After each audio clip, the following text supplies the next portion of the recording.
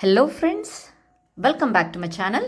ಈ ದಿನ ನಾವು 6ನೇ ತರಗತಿಯ ಗಣಿತ ಪ್ರಕಾಶ ಮೊದಲನೇ ಚಾಪ್ಟರ್ ಗಣಿತದಲ್ಲಿ ವಿನ್ಯಾಸಗಳು ಇದರ ಒಂದು ಮುಂದಿನ ವಿಡಿಯೋವನ್ನು ಮುಂದಿನ ಭಾಗವನ್ನು ನೋಡೋಣ. ಫ್ರೆಂಡ್ಸ್, ಇಲ್ಲಿಯವರೆಗೆ ನೀವು ನಮ್ಮ ಚಾನಲನ್ನು ಸಬ್ಸ್ಕ್ರೈಬ್ ಮಾಡಿಲ್ಲ ಅಂತಂದರೆ ಪ್ಲೀಸ್ ಸಬ್ಸ್ಕ್ರೈಬ್ ಮಾಡಿ. ನನ್ನ ವಿಡಿಯೋಸ್ಗಳು ನಿಮಗೆ ಇಷ್ಟ ಆಗಿದೆ ಅಂದ್ಕೊಂಡು ಐ ಹೋಪ್ ನಿಮಗೆ ಇಷ್ಟ ಆಗಿದೆ ಅಂದ್ಕೊಂಡಿದ್ದೀನಿ. ಸೊ ಬನ್ನಿ ನೋಡೋಣ. ನೀವೆಲ್ಲರೂ ಚೆನ್ನಾಗಿದ್ದೀರಾ ಅಂದ್ಕೊಂಡು ಭಾವಿಸ್ತಾ ನನ್ನ ವಿಡಿಯೋನ ನಾನು ಕಂಟಿನ್ಯೂ ಮಾಡ್ತೀನಿ. ಸೊ ಇಲ್ಲಿವರೆಗೆ ನಾವು ಪೇಜ್ ನಂಬರ್ 1ರಿಂದ 7ರವರೆಗೆ ನಾವು ಕಂಪ್ಲೀಟ್ ಮಾಡಿದ್ವಿ. ಸೊ ಈ ದಿನ ನಾವು ಪೇಜ್ ನಂಬರ್ 8ನಲ್ಲಿರುವಂತಹ ಒಂದು ಅಭ್ಯಾಸ ಮತ್ತು ಈ ಒಂದು ವಿವರಣೆಯನ್ನು ಸಹ ನೋಡೋಣ. ಇಲ್ಲಿ ಏನಿದೆಯಪ್ಪ ಅಂತ ಅಂದರೆ ಆಕೃತಿಗಳಲ್ಲಿನ ವಿನ್ಯಾಸಗಳ ಬಗ್ಗೆ ಕೊಟ್ಟಿದ್ದಾರೆ. ಓಕೆ, ಇಲ್ಲೇನು ಗಣಿತದಲ್ಲಿ ಕಂಡುಬರುವ ಇತರೆ ಮುಖ್ಯ ಮತ್ತು ಮೂಲಭೂತ ವಿನ್ಯಾಸಗಳೇ ಆಕೃತಿಗಳ ವಿನ್ಯಾಸಗಳು. ಉದಾಹರಣೆಗೆ 1D 2 ಡೈಮೆನ್ಷನ್ 3 ಡೈಮೆನ್ಷನ್ ಅಂತ ಹೇಳ್ತೀವಲ್ಲ, 1 2 3 ಆಯಾಮಗಳಲ್ಲಿರಬಹುದು. ಸೊ ಇನ್ನೊಂದು ವಿಚಾರ ಇಲ್ಲಿ ಕೊಟ್ಟಿದ್ದಾರೆ ಏನಂತ ಅಂದರೆ ಆಕೃತಿಗಳಲ್ಲಿನ ವಿನ್ಯಾಸಗಳನ್ನು ಅಧ್ಯಯನ ಮಾಡುವ ಒಂದು ಗಣಿತದ ವಿಭಾಗವನ್ನು ನಾವು ರೇಖಾಗಣಿತ ಅಂತ ಹೇಳ್ತೀವಿ. ಸೊ ಇಲ್ಲಿ ಕೆಲವೊಂದು ಆಕೃತಿ ಶ್ರೇಣಿಗಳಿಗೆ ಉದಾಹರಣೆಯನ್ನು ಕೊಟ್ಟಿದ್ದಾರೆ.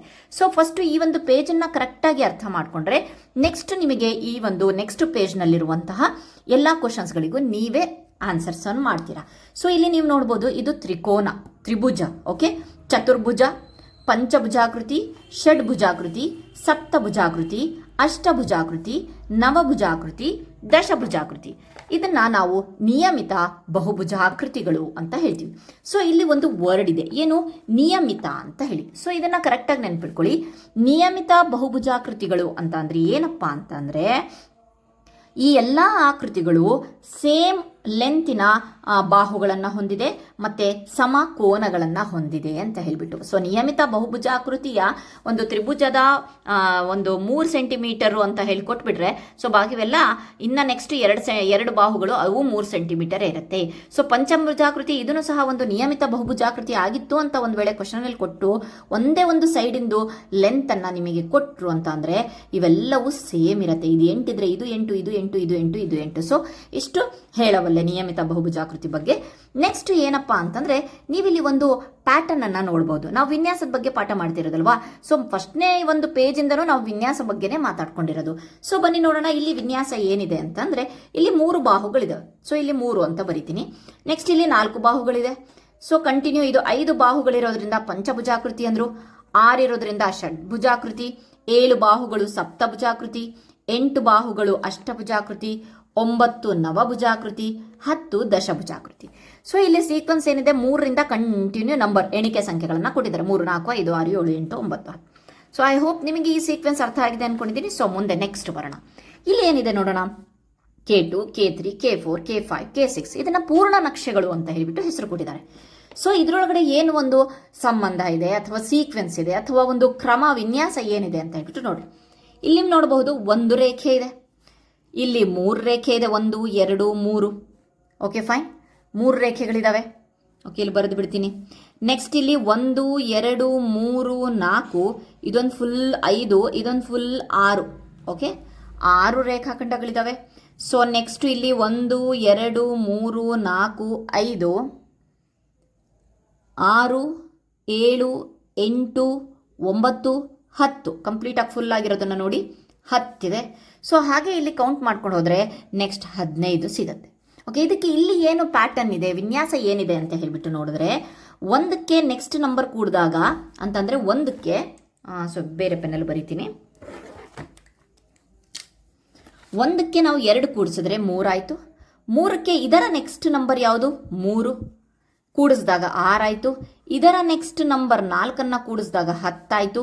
ಇದರ ನೆಕ್ಸ್ಟ್ ನಂಬರ್ 5ಅನ್ನ ಕೂಡಿಸಿದಾಗ 15 ಆಯಿತು.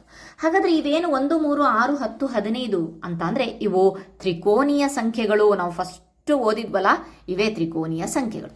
ಸೊ ಬನ್ನಿ ನೆಕ್ಸ್ಟ್ ನೋಡೋಣ, ಜೋಡಿಸಲಾದ ವರ್ಗಗಳ ಬಗ್ಗೆ ನೋಡೋಣ. ಇಲ್ಲಿ ನೀವು ನೋಡಬಹುದು, ಒಂದು ವರ್ಗ ಅಂದ್ರೆ ಒಂದು ಚೌಕ ಇದೆ, ಚಿಕ್ಕ ಚೌಕ, ದೊಡ್ಡ ಚೌಕ ಅಲ್ಲ, ಒಂದು ಚೌಕ ಇದೆ. ಇಲ್ಲಿ 1 2 3 4, ಇಲ್ಲಿ 3 3 6 9, ಇಲ್ಲಿ ನೋಡಬಹುದು 4 4 16. ಓಕೆ, ಇಲ್ಲಿ 25 ಇರುತ್ತೆ. ನೆಕ್ಸ್ಟ್ ಚಿತ್ರ 36 ಬರುತ್ತೆ. ನೆಕ್ಸ್ಟ್ ಚಿತ್ರ 49 ಬರುತ್ತೆ. ಯಾಕೆಂತಂದ್ರೆ ಆಲ್ರೆಡಿ ಪಾಠದ ಎಂಡಿಗೆ ಬಂದಿದ್ದೀವಿ. ಈ 1 4 9 16 25 ಏನು ಅಂತ ಹೇಳ್ಬಿಟ್ಟು ನಮಗೆ ಗೊತ್ತು. ಹೌದು, ಇವು ವರ್ಗ ಸಂಖ್ಯೆಗಳು. ಇವೇನು ವರ್ಗ ಸಂಖ್ಯೆಗಳು.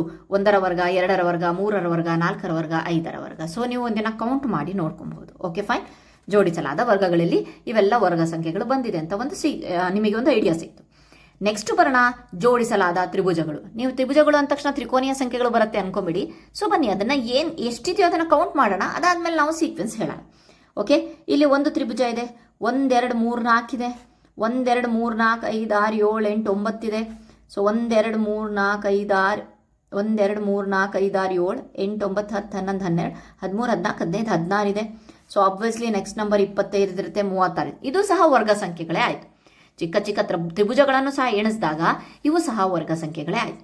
ನೆಕ್ಸ್ಟ್ ಬರೋಣ, ಇದು ಹೊಸದಾಗಿರುವಂತಹ ಒಂದು ಏನಪ್ಪ ಅಂತಂದರೆ ಕೋಚ್ ಹಿಮಚಕ್ಕೆ. ಕೋಚ್ ಹಿಮಚಕ್ಕೆ ಇಲ್ಲಿ ನೀವು ನೋಡಬಹುದು, ಫಸ್ಟ್ ಸ್ಟಾರ್ಟಿಂಗ್ ತ್ರಿಭುಜ ತೊಗೊಂಡಿದ್ದಾರೆ. ಓಕೆ, ಇದರೊಳಗಡೆ 3 ಲೈನ್ಸ್ ಇದೆ. ಸೊ ಅದಾದಮೇಲೆ ನೆಕ್ಸ್ಟ್ ಈ ತ್ರಿಭುಜನ ಮತ್ತೆ ಒಂದು ಈ ರೀತಿಯಾಗಿ ಕೌಂಟ್ ಮಾಡ್ಕೊಂಡು ಕೊಟ್ಟಿದ್ದಾರೆ. ಸೊ ಇದಕ್ಕೆ ಏನು ಸಂಬಂಧ ಅಂತ ಬಿಟ್ಟು ಒಂದು ಕ್ವಶನಲ್ಲಿ ಒಂದು ಆನ್ಸರ್ ಇದೆ. ಸೊ ಅಲ್ಲಿ ನಾನು ಎಕ್ಸ್ಪ್ಲೇನ್ ಮಾಡ್ತೀನಿ. ಸೊ ಆದರೂ ಸಹ ಇಲ್ಲಿ ಎಷ್ಟಿದೆ ಅಂತ ಹೇಳಿದ್ರೆ 12 ಇರುತ್ತೆ. ಸೊ ನೆಕ್ಸ್ಟ್ 48 ಇರುತ್ತೆ. ಅದ್ರ ಮುಂದಿನ ನೀವೇ ನೆಕ್ಸ್ಟ್ ಕೌಂಟ್ ಮಾಡಿ ನೀವೇ ಬರೀರಿ ಅಂತ ನಾನು ಹೇಳ್ಕೊಡ್ತೀನಿ ಯಾವ ರೀತಿಯಾಗಿ ಅಂತ ಹೇಳಿಬಿಟ್ಟು. ಸೊ ಇಲ್ಲಿ ಒಂದು ಸೀಕ್ವೆನ್ಸ್ ಬಂತು. Okay fine. ಹಾಗಾದರೆ ನೆಕ್ಸ್ಟ್ ಪೇಜ್ನಲ್ಲಿರುವಂತಹ ಕೋಷ್ಟಕ ಕಂಡುಹಿಡಿಯಿರಿ ನೋಡೋಣ. ಕೋಷ್ಟಕ 3ರಲ್ಲಿರುವ ಪ್ರತಿ ಶ್ರೇಣಿಯಲ್ಲಿನ ವಿನ್ಯಾಸವನ್ನು ಬರೆಯಿರಿ. ಈಗ ಏನು ನಾನು ಇಷ್ಟೊತ್ತವರಿಗೆ ಹೇಳಿದ್ನಲ್ಲ ಅದರ ಒಂದು ರೂಲ್ಸ್ ಅನ್ನ ಬರೆದಿದ್ದೀವಿ. ಏನ್ ನೋಡೋಣ, ನಿಯಮಿತ ಬಹುಭುಜಾಕೃತಿಗಳ ಶ್ರೇಣಿ ಮೊದಲನೇದು ಅಲ್ವಾ? ಯಾವುದು ಇದು? ನಿಯಮಿತ ಬಹುಭುಜಾಕೃತಿಗಳ ಶ್ರೇಣಿ. ಇಲ್ಲೇನಾಗಿದೆ? ತ್ರಿಕೋನ, ಚತುರ್ಭುಜ, ಪಂಚಭುಜಾಕೃತಿ, ಷಡ್ಭುಜಾಕೃತಿ ಕ್ರಮವಾಗಿ ಬರುತ್ತವೆ.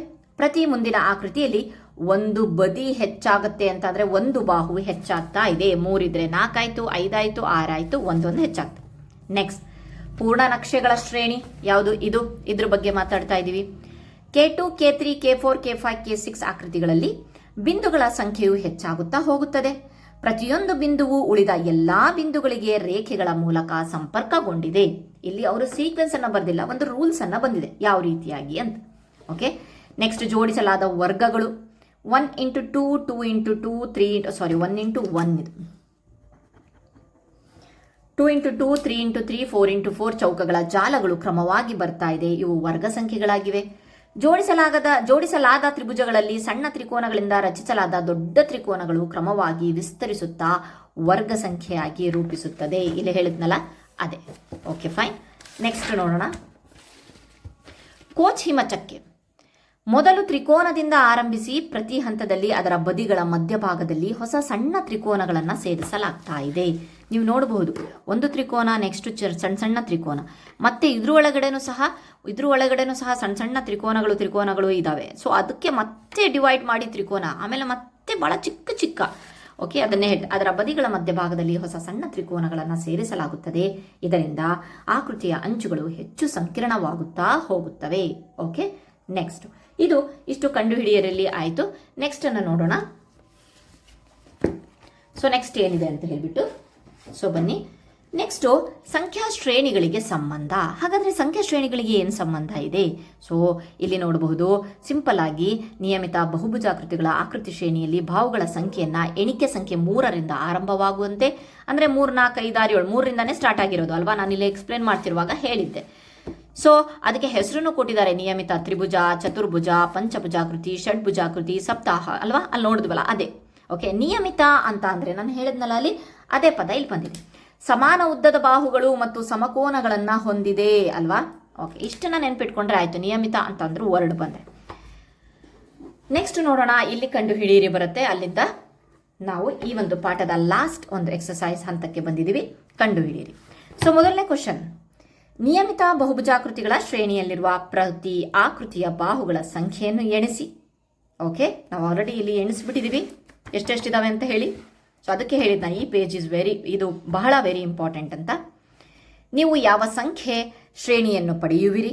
ಓಕೆ, ಸಂಖ್ಯಾ ಶ್ರೇಣಿ ನಾವು ಹೇಳಿಬಿಟ್ವಿ ಏನಂತ ಹೇಳಿಬಿಟ್ಟು, 3ರಿಂದ ಸ್ಟಾರ್ಟ್ ಮಾಡಿ ಎಣಿಕೆ ಸಂಖ್ಯೆಗಳು ಬಂದಿದೆ ನಮಗೆ ಅಂತ. ನಿಯಮಿತ ಬಹುಭುಜಾಕೃತಿಗಳ ಶ್ರೇಣಿಯಲ್ಲಿ ಪ್ರತಿ ಆಕೃತಿಯಲ್ಲಿರುವ ಶೃಂಗಗಳ ಸಂಖ್ಯೆನೂ ಸಹ ಬಗ್ಗೆ ನೋಡ್ರಿ. ಅದು ನೋಡಿರಲಿಲ್ಲ, ಈಗ ನೋಡೋಣ. ನೀವು ಅದೇ ಸಂಖ್ಯೆಯ ಶ್ರೇಣಿಯನ್ನು ಪಡೆಯುವಿರಾ? ಇದು ಯಾಕೆ ಹೀಗಾಗತ್ತೆ ಅನ್ನೋದನ್ನು ವಿವರಿಸಬಲ್ಲಿರ? ಸೊ ಬನ್ನಿ ನೋಡೋಣ ಅದಕ್ಕೆ ಉತ್ತರ. ನಿಯಮಿತ ಬಹುಭುಜಗಳ ಬದಿಗಳ ಸಂಖ್ಯೆಯ ಕ್ರಮ 3 4 5 6 7 8 ಆಗಿದೆ. ಇದು 3ರಿಂದ ಪ್ರಾರಂಭವಾಗುವ ಎಣಿಕೆ ಸಂಖ್ಯೆಗಳ ಕ್ರಮವಾಗಿದೆ. ಹೌದಲ್ವಾ? 3ರಿಂದ ಸ್ಟಾರ್ಟ್ ಆಗಿದೆ. ಇಲ್ಲಿ ಸದ್ಯಕ್ಕೆ 10ರವರೆಗೆ. ನೆಕ್ಸ್ಟ್ ಪಾಯಿಂಟ್ ನೋಡೋಣ, ನಿಯಮಿತ ಒಂದು ಮೂಲೆಗಳು ಅಥವಾ ಶೃಂಗಗಳನ್ನು ನೋಡ್ರಿ ಅಂತ ಕ್ವಶನ್ ಇತ್ತಲ್ವಾ? ನಿಯಮಿತ ಬಹುಭುಜಗಳ ಮೂಲೆಗಳ ಶೃಂಗಗಳ ಸಂಖ್ಯೆಯು ಕ್ರಮವು 3 4 5 6 7 8. ಏನಪ್ಪ ಶೃಂಗ ಅಂತ ಅಂದರೆ ಇದರ ಒಂದು ತುದಿಗಳು, ಮೂಲೆಗಳು 1 2 3. ಇದಕ್ಕೆ 1,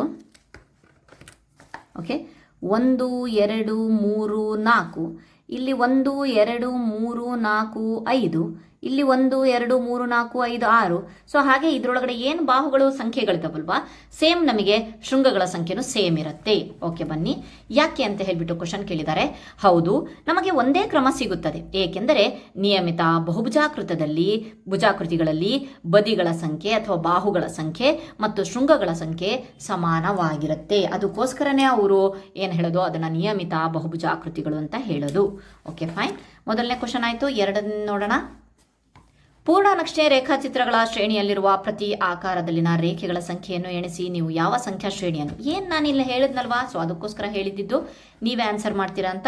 ಪೂರ್ಣ ನಕ್ಷೆಗಳಲ್ಲಿ ಸೊ ರೇಖೆಗಳನ್ನು ಎಣಿಸ್ರಿ ಅಂದರೆ ಇಲ್ಲಿ 1, ಇಲ್ಲಿ 3, ಇಲ್ಲಿ 6, ಇಲ್ಲಿ 10, ಇಲ್ಲಿ 15. ಓಕೆ, ಸೀಕ್ವೆನ್ಸ್ ಏನು ಬರ್ತಾ ಇದೆ ಅಂತ ನೋಡಿ, 1 3 6 10 15. ಸೊ ಬನ್ನಿ ಅದನ್ನೇ ನೋಡಿ. ಮೊದಲ ಆಕೃತಿಯಲ್ಲಿರುವ ರೇಖೆಗಳ ಸಂಖ್ಯೆ 1, ಎರಡನೇ ಆಕೃತಿಯಲ್ಲಿರುವ ರೇಖೆಗಳ ಸಂಖ್ಯೆ 3, ಮೂರನೇ ಆಕೃತಿಯಲ್ಲಿರುವ ರೇಖೆಗಳ ಸಂಖ್ಯೆ 6, ನಾಲ್ಕನೇ ಆಕೃತಿಗಳ ಸಂಖ್ಯೆ 10, ಐದನೇ ಆಕೃತಿಯಲ್ಲಿರುವ ರೇಖೆಗಳ ಸಂಖ್ಯೆ 15. ಆದ್ದರಿಂದ ಕ್ರಮವು 1 3 6 10 15 ಆಗಿದೆ. ಈ ಸಂಖ್ಯೆಗಳು ತ್ರಿಕೋನೀಯ ಸಂಖ್ಯೆಗಳಾಗಿವೆ, ನಮಗೆ ಆಲ್ರೆಡಿ ಗೊತ್ತು. 1 3 10 15. ನೆಕ್ಸ್ಟ್ ಕ್ವಶನ್ ಸೇಮ್ ಅದೇ ರೀತಿ ಪ್ಯಾಟರ್ನ್ ಬಗ್ಗೆನೇ ಇರೋದು. ಜೋಡಿಸಲಾದ ವರ್ಗಗಳ ಶ್ರೇಣಿಯ ಪ್ರತಿ ಆಕಾರದಲ್ಲಿ ಎಷ್ಟು ಚಿಕ್ಕ ವರ್ಗಗಳಿವೆ? ಇದು ಯಾವ ಸಂಖ್ಯಾ ಶ್ರೇಣಿಯನ್ನು ನೀಡುತ್ತದೆ? ಬನ್ನಿ, ಎಷ್ಟು ವರ್ಗಗಳಿದಾವೆ ಅಂತ ಹೇಳಿ ಕೇಳ್ತಿದ್ದಾರೆ. ದೊಡ್ಡ ವರ್ಗ ಅಲ್ಲ, ಚಿಕ್ಕ ವರ್ಗಗಳ ಬಗ್ಗೆ ಮಾತಾಡ್ತಾ ಇದ್ದಾರೆ.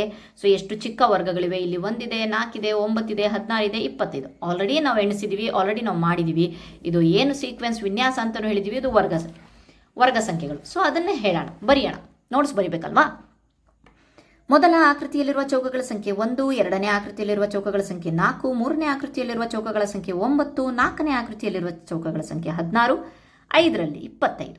ಆದ್ದರಿಂದ ಸೊ ನಾವು ಇಲ್ಲಿ ಒಂದು ಸ್ಟೇಟ್ಮೆಂಟ್ ಕೊಡಬೇಕು. ಈ ಕ್ರಮವು 1 4 9 16 25 ಆಗಿದೆ. ಕಂಟಿನ್ಯೂ ಆಗ್ತಾ ಹೋಗುತ್ತೆ. ಈ ಸಂಖ್ಯೆಗಳು ವರ್ಗ ಸಂಖ್ಯೆಗಳು ಅಂದರೆ 1 square, 2 square, 3 square, 4 square, 5 square. 1 square, 2 square, 3 square, 4 square, 5 square. Okay, next question ನೋಡೋಣ.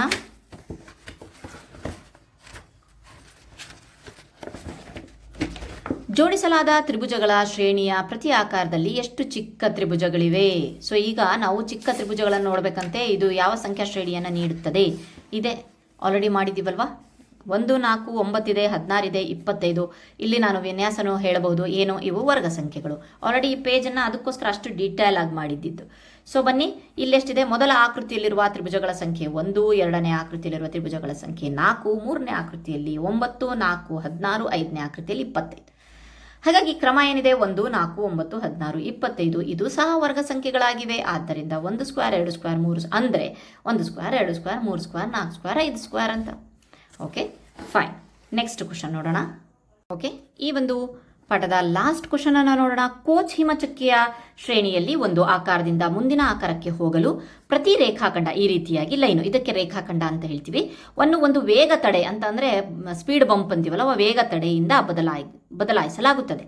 ಒಬ್ಬರು ಇದನ್ನು ಹೆಚ್ಚು ಹೆಚ್ಚು ಬಾರಿ ಮಾಡುತ್ತಿರುವಂತೆ ಬದಲಾವಣೆಗಳಲ್ಲೂ ಅತಿ ಚಿಕ್ಕ ಚಿಕ್ಕ ರೇಖಾಖಂಡಗಳಿಂದ ಇನ್ನಷ್ಟು ಚಿಕ್ಕದಾಗುತ್ತೆ. ನೋಡಿದ್ವಲ್ವ ನಾವಲ್ಲಿ ಎಷ್ಟೆಷ್ಟು ಚಿಕ್ಕದಾಗಿ ಸಂಕೀರ್ಣವಾಗ್ತಿತ್ತು ಅಂತ. ಕೋಚ್ ಹಿಮಚಕ್ಯ ಪ್ರತಿ ಆಕಾರದಲ್ಲಿ ಒಟ್ಟು ಎಷ್ಟು ರೇಖಾಖಂಡಗಳಿವೆ? ಈಗ ನಾವು ಹುಡುಕಬೇಕು ರೇಖಾಖಂಡಗಳು ಎಷ್ಟಿದೆ ಅಂತ ಹೇಳ್ಬಿಟ್ಟು. ಹಾಗಾದರೆ ಎಣಿಸ್ಬೇಕು ನಾವು ಇದಕ್ಕೆ ಅನುರೂಪವಾದ ಸಂಖ್ಯಾ ಶ್ರೇಣಿ ಯಾವುದು. ಹಾಗಾದರೆ ಇದಕ್ಕೆ ನಾವು ಯಾವ ಒಂದು ಸಂಖ್ಯಾ ಶ್ರೇಣಿಯನ್ನು ಹೇಳ್ತೇವೆ ಅಂತೇಳಿ. ಉತ್ತರ 3 12 48 ಹಾಗೆ ಮುಂದಕ್ಕೆ ಹೋಗುತ್ತೆ. ಅವರು ಉತ್ತರವನ್ನು ಕೊಟ್ಟಿದ್ದಾರೆ. ನೆಕ್ಸ್ಟ್ ನೋಡೋಣ. ಅಂದರೆ 4ರ ಘಾತಗಳ 3ರಷ್ಟು ಇರುತ್ತದೆ. ಈ ಶ್ರೇಣಿಯನ್ನು ಕೋಷ್ಟಕ 1ರಲ್ಲಿ ತೋರಿಸಲಾಗಿಲ್ಲ. ಸೊ ಹೌದು, ಇಲ್ಲಿ ಕೋಷ್ಟಕ 1 ಅಂತಂದರೆ ಸ್ಟಾರ್ಟಿಂಗಲ್ಲಿ ಮಾಡಿದ್ವಲ್ವಾ, ಈ ಒಂದು ಕೋಷ್ಟಕದಲ್ಲಿ ಕೋಷ್ಟಕ 1 ಮತ್ತು ಕೋಷ್ಟಕ 2ರಲ್ಲಿ ಈ ಕೋಷ್ಟಕಗಳನ್ನು ಮಾಡಿದ್ವಲ್ವಾ, ಅಲ್ಲಿ ಇದನ್ನು ತೋರಿಸಿಲ್ಲ ಅಂತ ಹೇಳ್ತಿದ್ದಾರೆ. ಓಕೆ ಫೈನ್, ಹಾಗಾದರೆ ಹುಡ್ಕೋಣ. ಸೊ ಹಾಗಾದರೆ ಎಣಿಸ್ಬೇಕಾ? ಇವನ್ನೆಲ್ಲ ಚಿಕ್ಕ ಚಿಕ್ಕ ಚಿಕ್ಕ ಚಿಕ್ಕ ಚಿಕ್ಕ ರೇಖಾಖಂಡಗಳು ಅಂತಂದರೆ ಈ ಲೈನ್ಸ್ ಇದಾವಲ್ಲ, ಅದನ್ನೇ 1 2 3 ಇದನ್ನು ಎಣಿಸ್ಬಿಟ್ವಿ, ಈಸಿ ಆಯಿತು. 1 2 3 4 5 6 7 8 9 10 11 12 ಇದನ್ನು ಆಯ್ತು. ಇದನ್ನು ಹೆಚ್ಚು ಕಡಿಮೆ ಎಣಿಸ್ತೀರಾ ಅಂದ್ಕೊಳ್ರಿ. ಇದನ್ನು ಎಣಿಸ್ತೀರಾ ಅಂದ್ಕೊಳ್ಳಿ. ಇದನ್ನು ಅಲ್ವಾ? ಸೊ ಇದಕ್ಕೋಸ್ಕರ ಒಂದು ಸಿಂಪಲ್ ಆಗಿರುವಂತಹ ಒಂದು ಮೆಥಡ್ ಇದೆ, ಒಂದು ಫಾರ್ಮುಲಾ ಇದೆ. ಅದೇನು ಅಂತ ಹೇಳಿಬಿಟ್ಟು ನೋಡೋಣ. ಪ್ರತಿ ಆಕೃತಿಯಲ್ಲಿರುವ ರೇಖಾಖಂಡಗಳ ಸಂಖ್ಯೆಯನ್ನು 3 ಇಂಟು 4 ರ ಘಾತ n ಎಂದು ಬರೆಯಬಹುದು. 3 into 4 to the power of n ಅಂತೀವಿ ಎಂದು ಬರೆಯಬಹುದು. ಇಲ್ಲಿ n ಅಂತ ಅಂದರೆ 0, 1, 2, 3, 4, 5. ಓಕೆ, ಇದು ಒಂದು ಫಾರ್ಮುಲಾ. ಇದನ್ನು ಎಲ್ಲಿಂದ ತಂದ್ರಿ ಅಂತ ಅಂದರೆ ಅಲ್ಲೇ ಹಿಂಟಲ್ಲಿದೆ, ಅಲ್ಲಿಂದ ತಂದ್ರಿ. Okay, next. ಸೊ ಮೊದಲ ಆಕೃತಿಯಲ್ಲಿರುವ ರೇಖಾಖಂಡಗಳ ಸಂಖ್ಯೆಯನ್ನು ನೋಡೋಣ. ಮೊದಲ ಆಕೃತಿ ಅಂತಂದರೆ ಇದನ್ನು ನಾವು n ಅಂತ ಅಂದರೆ 0 ಅನ್ಕೊಳ್ಳೋಣ. 0 ಅನ್ಕೊಳ್ಳೋಣಲ್ಲ, 0, 1, 2, 3 n ಪ್ಲೇಸಲ್ಲಿ ಈ ನಂಬರ್ಸ್ಗಳನ್ನು ಹಾಕ್ಕೊಂಡು ಹೋಗ್ಬೇಕು ನಾವು. ಓಕೆ, ಹಾಗಾದರೆ 3 ಇಂಟು 4 ರ ಘಾತ n ಜಾಗದಲ್ಲಿ ಫಸ್ಟ್ನೇ ಚಿತ್ರಕ್ಕೆ 0. ಸೊ 4 ರ ಘಾತ 0 ಆದಾಗ ಅದರ ಬೆಲೆ 1, 3 ಒಂದಲೇ 3. ಸೊ ಬಂದಿದೆಯಲ್ವಾ? ಓಕೆ, ಫೈನ್, ಬಂದಿದೆ. ನೆಕ್ಸ್ಟ್ ಎರಡನೇ ಆಕೃತಿಯಲ್ಲಿರುವ ರೇಖಾಖಂಡಗಳ ಒಂದು ಸಂಖ್ಯೆಯನ್ನು ನಾವು ಹುಡ್ಕೋಣ. ನಾನು ಕಂಟಿನ್ಯೂ ನಿಮ್ಮ ಜೊತೆಗೆ ಮಾಡೋಣ ಅಂತ ಹೇಳಿಬಿಟ್ಟಿದ್ದೀನಿ. 3 into 4 to the power of n. 3 into 4 ರ ಘಾತ 0 ಆಗಿತ್ತು. ನೆಕ್ಸ್ಟ್ 1, 3, 4ನ ಒಂದು ಸಲ ಬರೀಬೇಕಂತೆ. 3, 4, 12 ಸಿಗ್ತಾ? 12. Okay, fine. ನೆಕ್ಸ್ಟ್ ನೋಡೋಣ ಮೂರನೇ ಆಕೃತಿಯಲ್ಲಿರುವ ರೇಖಾಖಂಡಗಳ ಸಂಖ್ಯೆ. ಮೂರನೇ ಆಕೃತಿಯಲ್ಲಿರುವ, ಫಾಸ್ಟಾಗಿ ಬರೀತಾ ಇದ್ದೀನಿ, ರೇಖಾಖಂಡಗಳ ಸಂಖ್ಯೆಯನ್ನು ಹುಡುಕ್ಬೇಕು. ಈಗ ಮೂರನೇ ಆಕೃತಿದು ಹುಡುಕ್ಬೇಕು ಅಲ್ವಾ? ಸೊ 2ವರೆಗೆ ಈಸಿಯಾಗಿ ಕೌಂಟ್ ಮಾಡಿಬಿಟ್ವಿ. ಮತ್ತೆ 3 into 4 to the power of n. ಅಲ್ಲಿ n ಅನ್ನೋದು 0 ಆಯಿತು, 1 ಆಯಿತು, ಈಗ 2. ಓಕೆ, 3 ಇಂಟು 4ನ 2 ಸಲ ಗುಣಿಸಿದಾಗ 4, 4, 16. 3 into 16 is equal to 48. So ಬಂದಿದೆಯಾ ನೋಡಿ 48. ಎಣಿಸಿ ನೀವು ಬೇಕಾದರೆ, ಇಲ್ಲಿವರೆಗೆ ನಾವು ಎಣಿಸ್ಬೋದು, ಏನು ಪ್ರಾಬ್ಲಮ್ ಏನಿಲ್ಲ. ಎಣಿಸಿದಾಗ ಅಷ್ಟು ಬರುತ್ತೆ. ಈಗ ನೆಕ್ಸ್ಟು ಬರೋಣ ನಾಲ್ಕನೇ ಒಂದು ಆಕೃತಿ.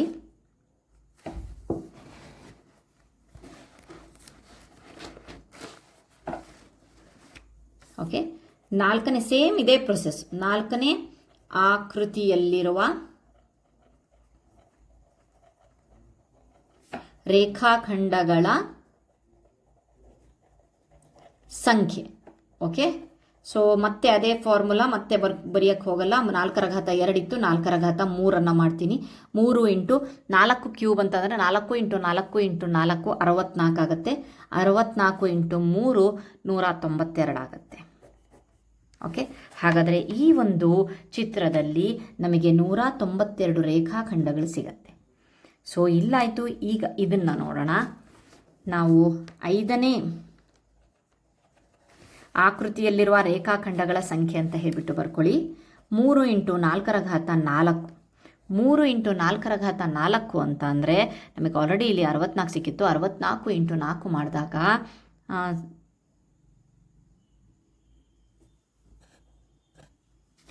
256 ಸಿಗತ್ತೆ. ಇದನ್ನು ಗುಣಿಸಿದಾಗ 768. ಹಾಗಾದರೆ